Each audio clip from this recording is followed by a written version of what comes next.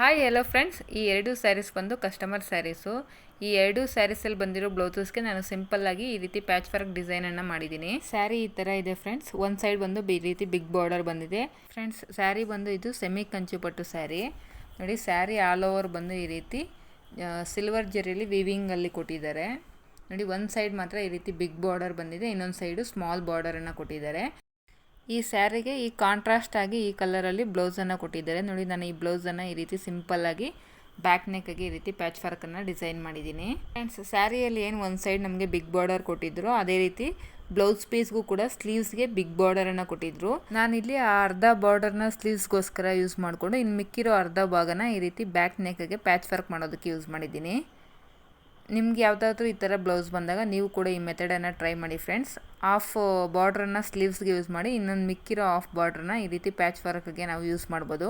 ನೋಡಿ, ಫ್ರಂಟ್ ಕೂಡ ನಾನು ಗೋಲ್ಡ್ ಕಲರ್ ಶೇಪಲ್ಲಿ ಈ ರೀತಿ ಥ್ರೆಡ್ ಪೈಪಿಂಗ್ನ ಸ್ಟಿಚ್ ಮಾಡಿದ್ದೀನಿ. ನೋಡಿ, ಬ್ಲೌಸ್ ಒಳಗಡೆ ಕೂಡ ಫಿನಿಶಿಂಗ್ ಯಾವ ರೀತಿ ಕೊಟ್ಟಿದ್ದೀನಿ ಅಂತ.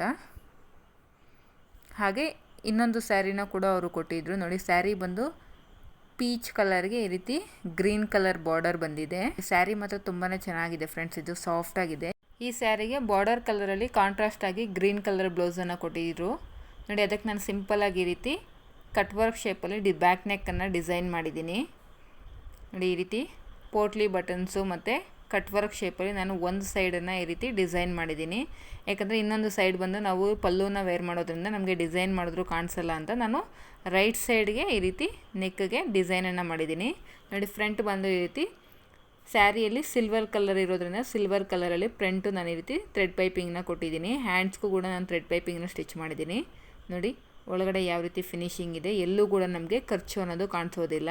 ಹಾಗೆ ಥ್ರೆಡ್ ಪೈಪಿಂಗ್ ಬಂದು ಇಲ್ಲಿ ನಾನು ಲೋಡಿಂಗ್ ಪದ್ಧತಿಯಲ್ಲಿ ಥ್ರೆಡ್ ಪೈಪಿಂಗ್ನ ಸ್ಟಿಚ್ ಮಾಡಿದ್ದೀನಿ ಫ್ರೆಂಡ್ಸ್. ಈ ಬ್ಲೌಸ್ ಬ್ಯಾಕ್ ನೆಕ್ ಡಿಸೈನ್ದು ಕಟಿಂಗ್ ಆ್ಯಂಡ್ ಸ್ಟಿಚಿಂಗ್ ವಿಡಿಯೋ ನಾನು ಯೂಟ್ಯೂಬಲ್ಲಿ ಅಪ್ಲೋಡ್ ಮಾಡ್ತೀನಿ. ಯಾರಿಗಾದ್ರೂ ಇಂಟ್ರೆಸ್ಟ್ ಇದ್ದರೆ ಖಂಡಿತವಾಗ್ಲೂ ಒಂದು ಸಲ ಆ ವಿಡಿಯೋನ ನೋಡಿ ಫ್ರೆಂಡ್ಸ್. ಹಾಗೆ ಈ 2 ಬ್ಲೌಸಸಲ್ಲಿ ನಿಮ್ಗೆ ಯಾವ ಡಿಸೈನ್ ಇಷ್ಟ ಆಯಿತು ಅಂತ ಕಮೆಂಟ್ ಮಾಡಿ. ಈ ವಿಡಿಯೋ ಇಷ್ಟ ಆದರೆ ಲೈಕ್ ಮಾಡಿ.